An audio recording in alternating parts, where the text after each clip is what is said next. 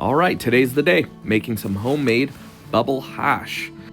So the gear I'm going to be using today will be my 5-gallon bubble bag washer alongside the 5-gallon bubble bags, 3 5-gallon buckets, one just being used to hold the bags while I'm processing the hash with the other 2 buckets. And most importantly, lots of ice.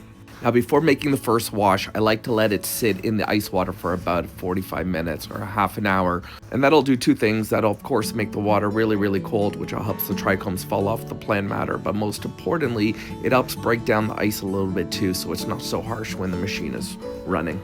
And of course, when I'm washing, it's about 2 to 3 minutes per cycle. After collecting the first wash, I decided to leave the bubble hash in the bubble bags through the 2nd and 4th wash. And by doing that, it just sped up the whole process, saving me a little bit of time. When collecting the bubble hash, I separated in 2 piles, one being food grade quality, which was the 160 microns and the 25 micron bags. And then I had my premium bubble hash, which was the 120 and 75 micron bags.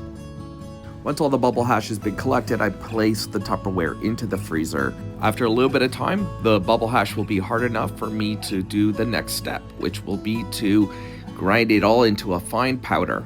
And that is very important for the final stage in processing the bubble hash into a temple ball. Once I'm done breaking down all the bubble hash into a soft powder, the next step really is just patience. All I gotta do is close the box, put it in the freezer, and let it sit there for about a week or 2. And then when it's ready, we are going to make a temple ball. I would like to say that I do consider myself an amateur when it comes to making hash, but I do fucking love it. And I hope that you can watch this video and learn a little bit, or hit me up. Let me know if you got any advice or tips.